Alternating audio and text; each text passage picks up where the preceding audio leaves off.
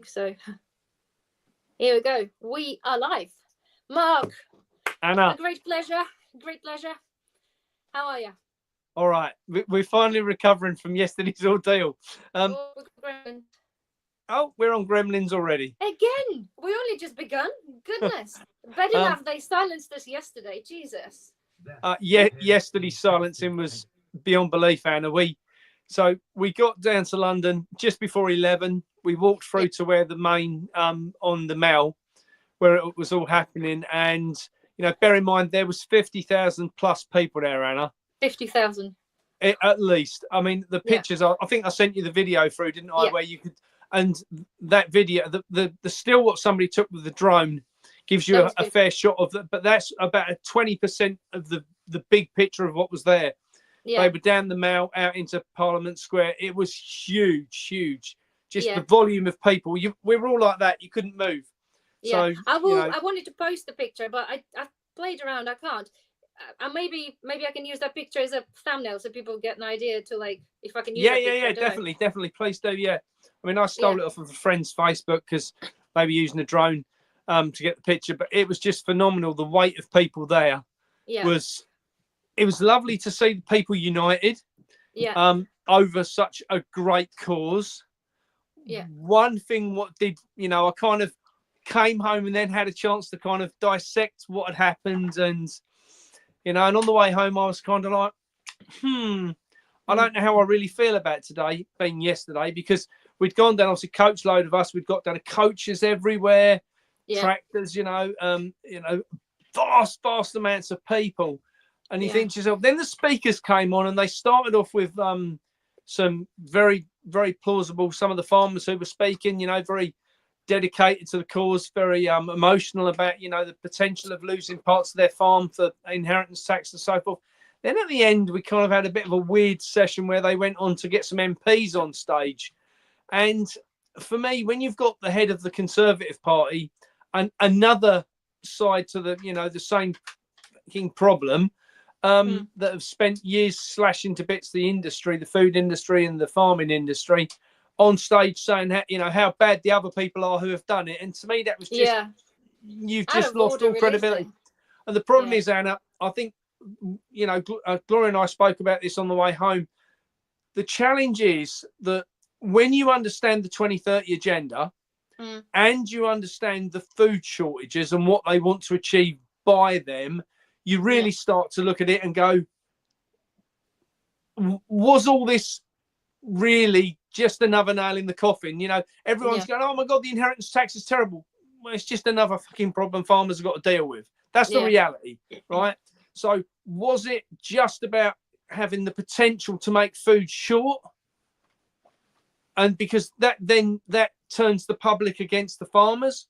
One thing I thought what they did, which was absolutely fantastic, they got all the farmers to bring produce down and left it for the food banks right outside 10 Downing Street at the Cenotaph. They did it? Yeah. Oh, it was huge amounts of stuff delivered. From people walking in with bags of potatoes, pallet loads of stuff coming, what were bought in by farmers. So basically to say that then people can distribute this through the food banks rather than going so there was one food bank dedicated to come and get it. And, so, but I think that was a very powerful, because that said, we're here to feed the nation and the vulnerable in society when it's right outside your door, so it was a powerful image. But I kind of come home thinking you've had 2, possibly 3 people on that stage who are paid WEF members. To me, it didn't send the right message to those who, you froze again. You're Gremlins. for those who really want to see a change, so a lot of us who were there who were very awake kind of come away thinking there was a lot of lip service involved in this. Literally just around the corner, we saw it all going on, was the NFU, the No Use Brigade, were there promoting, themselves, talking with the MPs. Anna, there was, for me, I came away feeling that I'd been and supported people, but don't necessarily think that support was forthcoming from the people that it should have been forthcoming from. Yeah. To be fair, I think I agree. The more I watch to what generally, when the first thing come up, when somebody opened their mouth and, mouthed off at the, farmers, because there were some comments people were saying, yes, it looks like it's all deliberate. And you're like, really, what's the point? And then you're thinking, okay, if they're really genuinely pushing the 2030 agenda that far, it is kind of a snidey way of doing this. So let's turn people against farmers. But as you say, because of they deliver the food, the farmers are proving you're not the bad guys of doing that. You're there, you want to feed the people, or they want to feed the people. I mean, what I would say is that the audience there, the 50,000 people was predominantly made up of the farming community. Spoke to a lot of people, a lot of farmers there, travelled down from all over the country, a lot there from Wales, I have to say, Anna. Yeah. A lot. Did you meet Gareth in there? Or... Sorry? Did you meet Gareth? I didn't see Gareth. No. I didn't see him. I've got to be honest. I know that he said he was coming down. He didn't speak, but he did say he was going to be there. I see a video he put out about the travel down. But, there was a vast amount of farmers there, especially the younger generation, which I thought it was going to be, more perhaps the older farmers, but it wasn't. A lot of the younger generation were there. Yeah. And a lot of those, very concerned genuinely about where this is all going to end up. And as we keep saying, this is about food supply, food stability, food sovereignty. And I do not feel after yesterday that is any closer to being resolved at all. No, I didn't see any, again, just looking for a video, I didn't see anything that was anybody or the news outlet saying we actually got anywhere. No. What do you think, on the subject of, first of all, the fact is that we've been silenced by just, being there wanting to do this, we put an effort. Yeah. People joined to watch you, to to show the solidarity, to kind of, show our support from the people that could make it and really, wanted to do it. And then just boom, they just totally just ruined it for us. It's streaming. It's not like we're streaming some sort of bad protest. It was a peaceful protest. There was speeches in there. What was harm in people seeing? Did they not want to show the extent of the amount of people that showed up? Did they not want people to think they was big and just brush under the carpet saying, oh, do you know what? It's only like a couple thousand people showed up. Not a big deal. Nobody really needs to watch that. You know? What is that all about? Why do we need to be silenced for that? I personally think two things in there, Anna. One, they wanted to dumb it down so people thought there was a lot less people there. They put out the narrative that, a few thousand farmers turned up, no big deal.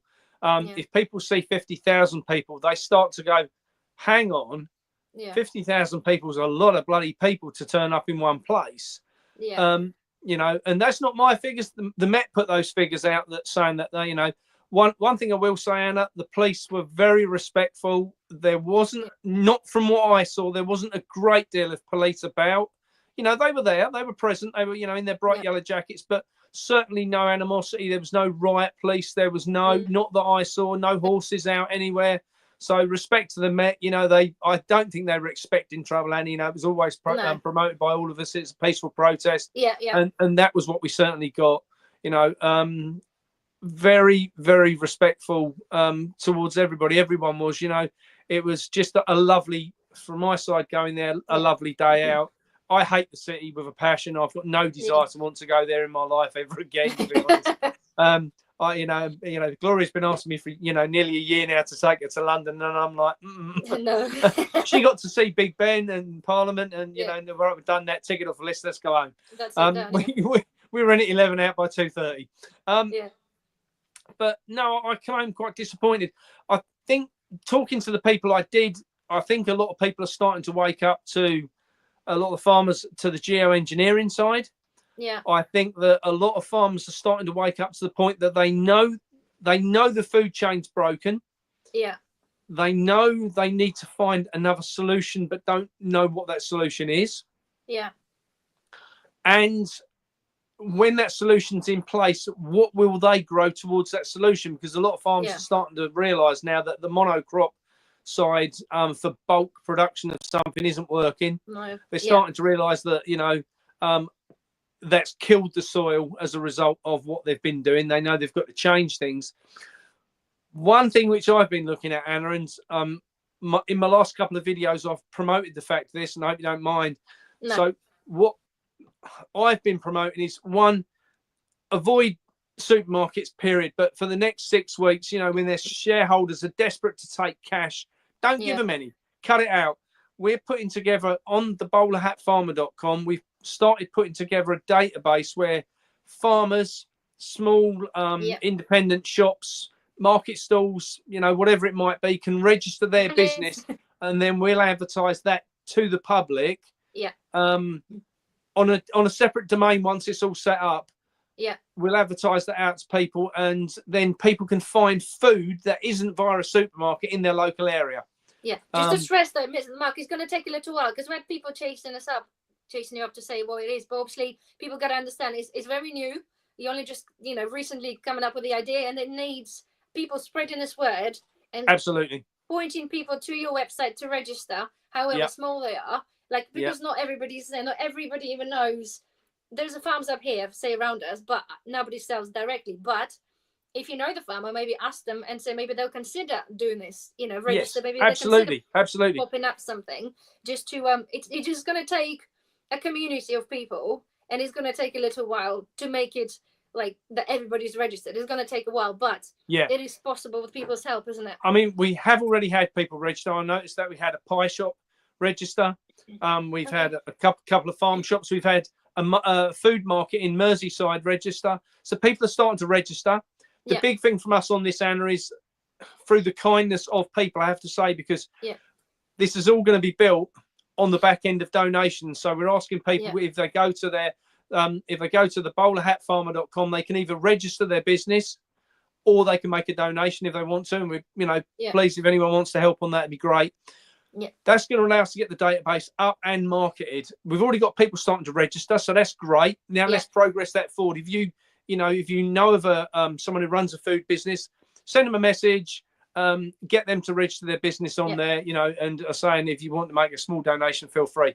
I think the big thing for this, Anna, is this is not the be all and end all. This is just another option for the public to find food outside of supermarkets. Now, a lot of people will know maybe in their area, if they're a bit like us and a bit awake, they might know you know, where all their local farm shops are. But it might be that people who are now starting to wake up and become maybe concerned about what's going on, or even, you know, that they're just waking up to the reality of, well, actually, no, bugger it, I will give the next 6 weeks, I'll give it a miss.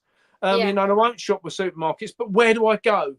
It's hard. So what we want to do is to be able to give them options, and that is what we've had taken away from us, Anna. I think that's how I feel in my lifetime. The options we had as children have gone. They've been slowly snuck out the back door, where people haven't really, well, Bob's closed his business down. You know, perhaps Bob had a problem. No, everyone's been pushed out their sodding door by supermarkets. You know, you know. I always say that, you know, the slogan for one of those supermarkets is every little hurts. And that's because every time they open a new store, they close down 50 other businesses in the area. And that's where we've got to fight back. If we stop spending money, and bear this in mind, Anna, that we do not need to shut down supermarkets. No. That's not my aim of my game. My aim of the game is to take away a tiny percentage of their business and help small and put it back in the hands of the small people. Because if we took away, sorry, go on. Go on. All I was going to say is, if we took away 1% of their business and reallocated that out to small businesses, it would make a huge difference. But it made no difference to them. It's 1% of their turnover, right? It still will hurt them a little bit. Absolutely. Oh, it definitely hurt them. Without a doubt. Hard. It's going to be hard for 6 weeks, or now even less till Christmas. It's going to be hard to get it. I don't think we can get it to this stage for people to do, because at the moment, like for us, we're in Wales, right? And it's nothing for me. There's no option. Is to go. You know what people can do, and I think we briefly touched on this before, is to get the point across. If people just for one day don't even go to supermarkets, if your pantry prep enough, just not go. Just imagine. Oh, you froze. Just you froze actually. Oh. Back in the room. Just imagine if, like, nobody goes one day, the amount of revenue they're going to lose. But, you know, having things like this is going to take time. But absolutely. What I will say is, Anna, there is a lot of people who do have lots of options out there. Like I say, you perhaps haven't in your area. Across the country, there is thousands of farm shops. You know, I've had dozens of people contact me in the last week who are in the process of setting up farm shops as well. that are now looking at it going, well, maybe we could sell, and, you know, maybe I could swap with a neighbour next door a few bits. And one of the conversations yesterday I had with a couple of guys, a couple of farmers there was, but what can we grow instead of growing the monocrop, you know, sugar beet, you know, wheat, barley and so forth, what they grow in our area? What could we grow? Seasonal, isn't it? Grow what people want, isn't it, I suppose? Absolutely. And that's what we've got to get to. We've got to get farmers to understand that, you know, if you grow 100 acres of wheat, then you can't sell to the public. If you grew an acre of potatoes, an acre of sugar, you know, an acre of cabbages, an acre of cauliflowers, and broke that down, then you could supply to the people, and you could supply, and all that would be in your pocket on a daily basis, not going, shit, we only got an income one day a year when we harvest and sell everything. You know, that's nonsense. You can't run your business like that. You need a regular income. That is what I think, you know, this potential of marketing can offer. Get people back to the farmer, get the farmer back to the people. That's got to be the way forward, Anna. We need a lot more farmers to step up to the plate and start producing different things. And those what are producing different things need to come to the table and tell us who they are so that we can help them market their produce. Yeah. Well, the good example for that, Mark, was Mr. Clark with the farm. The time was the last episode. You're frozen again. Oh, you freeze and I freeze. But on the last episode, obviously he's diversified the farm. They were giving it to go doing different things like growing potatoes and making the chips, or, you know, doing the mushrooms. That worked out to be very profitable. You know, absolutely. So many options there. For initially, I think he only invested like £3,000 or something for the mushroom, and then it was like a lot of profit because those kind of mushrooms were expensive. So there are so many other things you can do as a farming people to sell that would do quite a lot of profit for not a lot of work. You know, many things, like even creating, like, I know hay people do anyway, but they're generally the options got to be options for people to for farmers to I mean, I've seen a lot of diversification in the farms over the years. One thing Anna farmers are absolutely brilliant at is changing tack. You know, we've got an empty building on the farm because, you know, we used to have a shed full of chickens. Chickens aren't profitable anymore. Let's put pigs in there. Oh, the pigs aren't profitable anymore. Let's put cattle in there. The cattle, let's stack it full of hay. Some of the sheds on the farms get used over the course of 20 years for maybe 10 different things.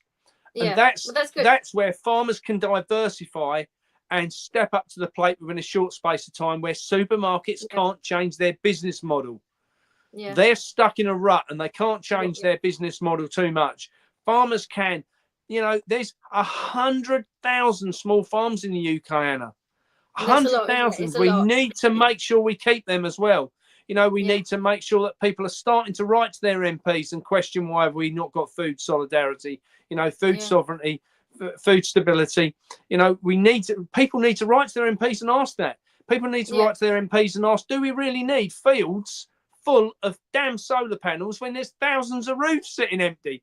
Wake up and smell the roses. This is about desecration of farmland. This is about, you know, this is about getting this back to reality, you know, getting people back growing food, people, you know, not wasting land for nonsense like solar panels and things like this. But don't forget, Mark, it kind of fits perfectly with the agenda of I agree.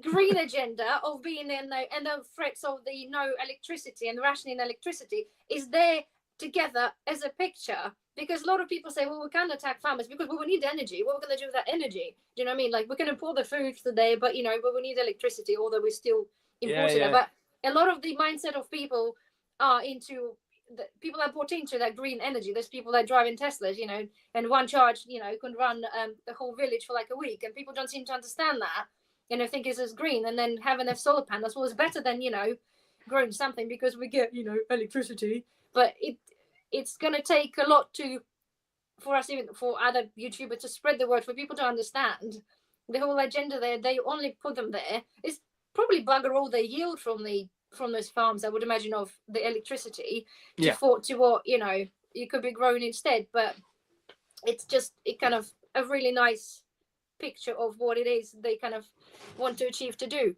It's just a shame. It's absolute shame, really. But I think I had a conversation with Richard Vobes this morning. One of the things I'm saying is, you know, demographically, I've noticed, and then furthered that conversation with my parents. one of the things I've noticed demographically is that most of my subscribers are 55 and above. They're my age and above, Anna, right? I don't know what age yours are, but mine are that age, right? Richard said his are the same, right? Now, whilst we're all the same age, we all have the same mindset. We all remember going to smaller businesses. You went to the butcher and you said to the butcher, "Oh, I've got some friends coming around tonight. You know, fancy making this. What cut would you recommend?" And the butcher knew what to tell you. Yeah. Right? Because he was a butcher. You go to the greengrocer and you could say to the greengrocer, "Oh, I've got friends coming around this evening for dinner and I want to do something different." And they would say, "Oh, you've got this in season, we've got Brussels sprouts in, we've got, kale in," whatever it might be. They knew the answer because that was their profession. Yeah. Right? Now, the problem now is you've just got people who stack shelves. Yeah. They don't have any idea what's in season. They don't have any idea what cut of meat you should have, what slice of fish you should have. Nothing. They just stack shelves. And for those people my age and above, Anna, they still have the romance attached to, those people knew what they were talking about. Yeah. When you actually present that back to them in a video, they go, "Oh, actually, yeah, you're right. I want to go back to that." They've forgotten. They've been dissecting the bloody food industry down to such a horrible level over the past few years that we've forgotten what's involved in actually making something tasty. But it's not, Mark, as well. Sorry, interrupting. For the butcher's sake, before my thought goes away, even the butchers now, we had the butchers up the road here. He was a butcher. Well, he was claimed to be a butcher. He was selling stuff, but he wasn't butchering the stuff himself. Because I asked him for something, he didn't. The stuff came already as in things. All he had to do is potentially just add some seasoning and repackage it. So they're also quite important for people to understand that clearly what people trying to say is a butcher, I don't know, they're run by, I'm pretty sure they was like buying stuff from like Costco or something. Because on the Costco you go and you can see them physically butchering a whole animals. The Costco we have fairly local. To me, I'm pretty sure he said they was getting it from that. So to me, it's like part of anything else then, because if he's subsidized or run by kind of thing called butcher, we're not technically a local butcher if you're getting it still from a big supermarket. That's kind of important thing to find out. And I think it's hard to, even the average person would just go to the butcher buy stuff. People assume, is it just the butcher getting a local thing up the road? Yeah, but it's not always the case, unfortunately. So they totally messed up the everything, really. Everything to do with the food is totally up. Look, Anna, we know that the quality of food's dropped 100% in the last 50 years. We know it's absolute shocking now what you get sold. So we know the quality of food's dropped. We know that the goodness of food has dropped, and not the quality here. So whether you have a nice apple looking 50 years ago or a nice apple now, it's a nice looking apple, right? Yeah. But what that apple tastes like, how juicy it is, how fresh it is, how far it's traveled. We've been told about a green agenda that we're supposed to be saving the planet. You go into supermarkets, you can hardly find a British apple anywhere because they took all the damn apple trees out. We're talking about, we've imported these apples from New Zealand. New Zealand, how long have they been in a fridge? How long have they been stored in carbon dioxide? How far have they travelled around the world? That is total nonsense, and we know it is, yet they're pushing that as the solution to a green agenda. That's trash. No. People need to question this stuff. Yeah, because the apples, like we talked about this on a few months back, didn't we? About the apples, the shapes of the apples, and again, is terrible to which extent they have to nitpick to make apples being the same so they can fit in the tray nicely, which is a lot of nonsense. Because British apples, right? We grow apples, we've got apple tree doing very little, but nonetheless, all apples are wonky. They're like all crooked and small and they're big. But like the rest of us. I know, exactly. They're individual. That's what they are. But at least I know my puny little apple tree produces a handful of apples. They're mine, and they're okay. They're wonky, but they're good. They came just there, and they taste just as good, if not better. Yeah. And they oxidize when I eat it. If you just bite it and leave it there, it oxidizes. It automatically starts going brown, and and we don't see that in the food anymore. I think what we need to start getting people back to is actually put the taste test challenge out there, Anna. I think we need to start doing this. And actually, I might, next year I might go on a whistle tour of the country, taking around some British produce and, maybe cooking it on site and getting people to taste test and see what people think about real food. Because I think that people have forgotten what food actually tastes like. Yeah. That's I what I agree, think the problem is. You know, they're so used now to buying shite out of supermarkets that's got no taste, no goodness, no flavour, nothing about it. And it's full of herbs and spices and salt and sugar to make it taste good. And we need to get back to organic, we need to get back to fresh, and we need to get back to seasonal. And that's only going to come if it's driven by the farmers and the people wanting it.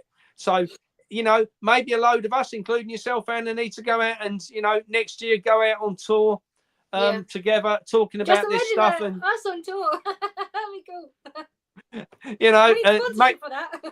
I'm sure we could. You know, maybe we'll have enough money donated via the bowlerhatfarmer.com for people to, you know, that want to see this go forward.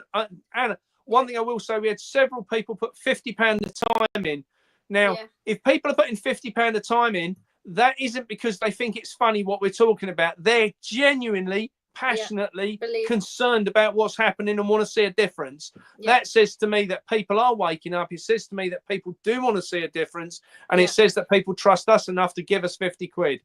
I think we could take this on tour. Honestly, I know Richard would definitely be up for it. He's 100% wanting to talk about this, the food quality and food, you know, food stability. I genuinely think, you know, if someone's listening who's got a venue they want us to talk at, let us know.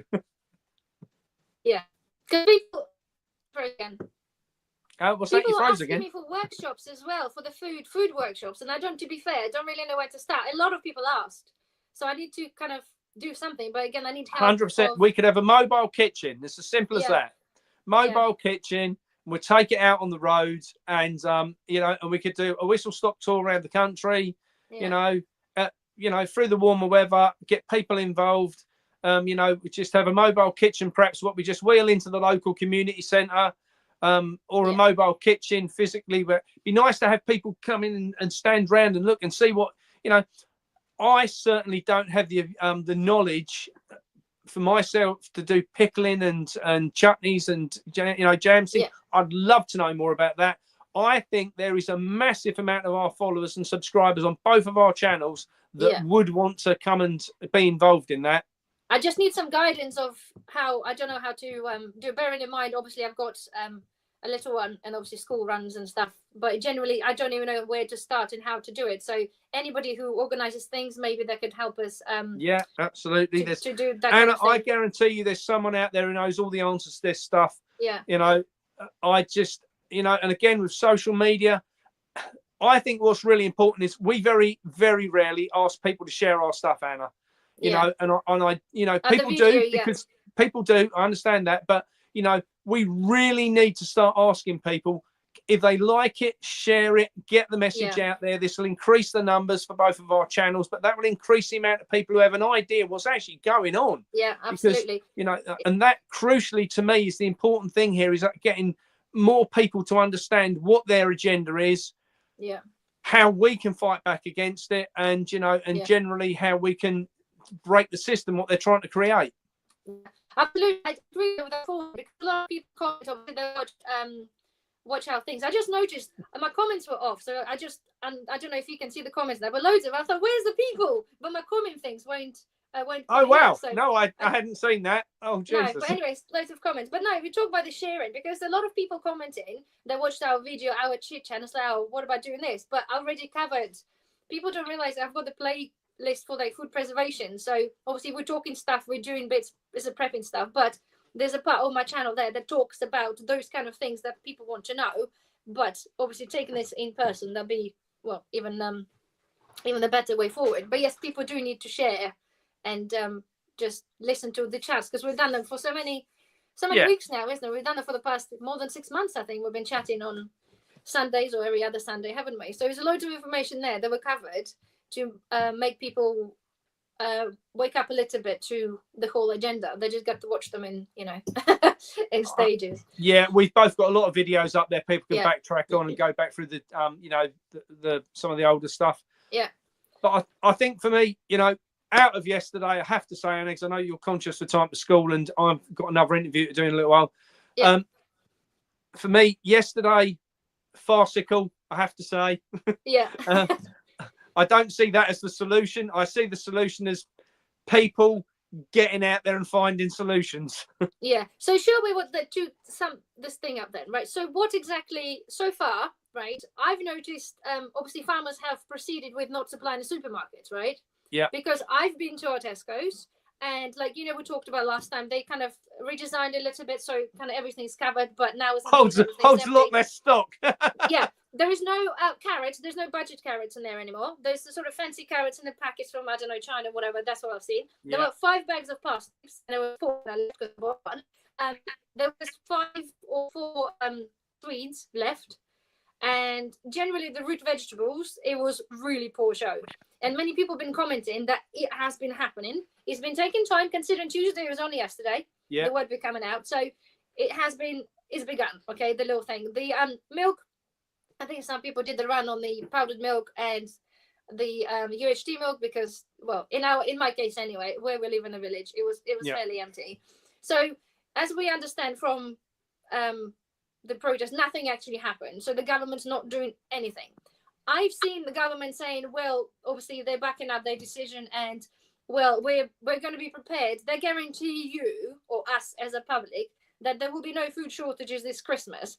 And when you read this, then you're like, but they have no plan. They actually said, we guarantee this, but then they said further down the line, they don't actually have a plan. They don't know how to do it. So how can you tell people, this is the stage of the government saying, we guarantee you're not going to have shortages by Christmas, and then say, well, actually, we don't have a backup plan. So what on earth are they intending to do? What you have to bear in mind is they say anything to keep the status quo. Yeah. They don't care what it is. They don't care if they have to tell the truth or lie. They're not concerned by that. They just have to hold the status quo. What they don't want is to put out a message saying there's going to be food shortages, because what does that do? Panics the people. The people then go and, either they'll go and try and find food to start with. They can't find it, they'll revolt.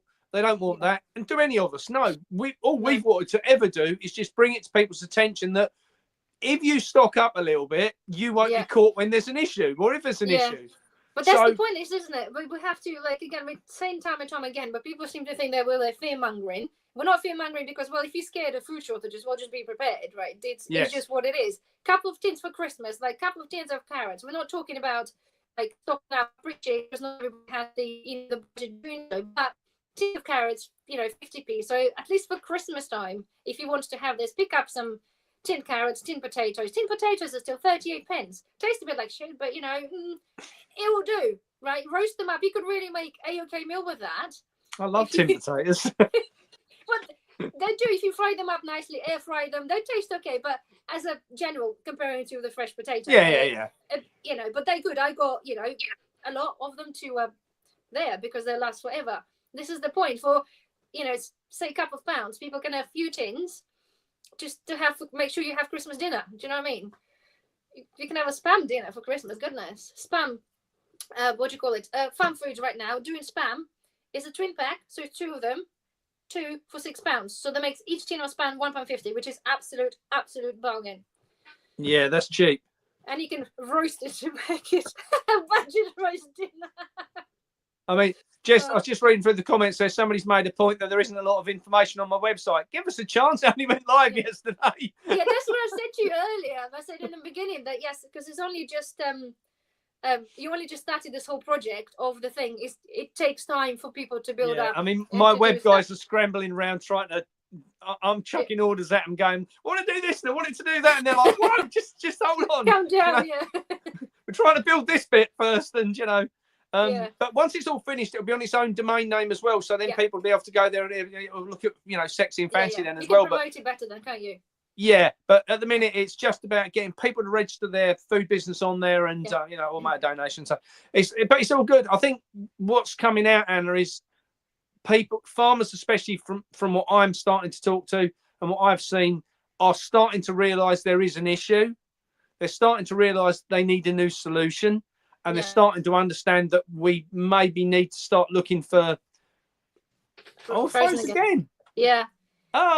So farmers are looking at, they need new options and new ways of selling produce, and that to me is where the excitement comes into this, because 50 years ago, Anna, we didn't have supermarkets, or not to the level we have now. When I was a child, I'm 56 now. When I was a kid, we had one small supermarket in our town, and that was Lipton's. That was it. There was nothing else, you know. And then we had a tiny Sainsbury's, and now there's, you know, 10 of them, and, you know, they took over everything. Yeah. I so think, where do we go then, Mark? Where do we go? What's gonna happen? What is happening now? Obviously our farmers going for the second week. Do you know what is the plan now? With obviously government's not done anything. What's going to be happening now? We've no idea. As yet, Anna, there's no decisions made. I think that will be made over the next 48 hours. As soon as I know any more, then I'll come back to you guys and tell you. Yeah. I cannot see this is the end of it, because farmers, I think, came away from there yesterday, and I think once they've had 24 hours to go through the system in their mind and go, well, what? You know, then I think people will go, hang on a minute, we need to get back on the phone and relook at this. I think there's still going to be a lot more to come. That's my opinion. So it's still time for people to go and just pick up a couple of carrots. Certainly on the way home yesterday, the farmers that were on the coach with us were saying we need to take action locally. Yeah. And that's what I think you're going to see next, is the local side to this. Not a national. Been to London, it achieved nothing. But what happens if we start going down the road of blocking local roads or local ports, or, you know, and that farmers, you know, I'm not saying they're going to, I don't know what the hell's going to happen, but people do what they want. But, you know, if those things should happen, then what? And I think that's potentially what we can see moving down the line now, you know, if nothing changes. Yeah. One thing just to point out with the vegetables, if anybody, I found this out recently, pop in to get some chicken feed, and the local shop has a bag of sweet and a bag of carrots. Like, they are for horses, but they're human grade. He told me that. Then they're just like normal. Carrot is carrot, right? Can't be any other bleeding grade. Yeah. Anyway, £10, and there's like massive sack. Like, I kid you not, like 10, 20 kilos or something. And the carrots, I think, were like £7 for the same sack. So if anybody in a area somewhere where there's no carrots in the supermarket and they desperately want some, good idea to go halves with your friends, neighbors, or whatever. You can get some carrots that way. Just a thought, just because I've seen them, like, I'll go there. If there's no carrots in the supermarket, if they're there supplied by somebody else, I'll be buying them there from then on. So yeah. Anyway, okay then, guys. Well, that's that. I know somebody just joining, but we're just leaving.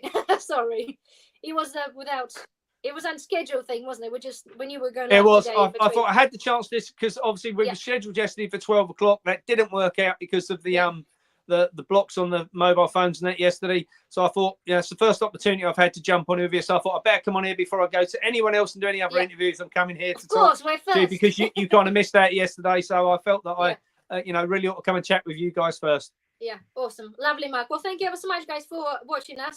And we'll speak to Mark, well, hopefully within the next, I don't know, soon. If we get to speak, I think what we'll do, Andy, if we reschedule for a couple of days' time. Don't forget, we're in Dover. We're in Dover on Friday, so.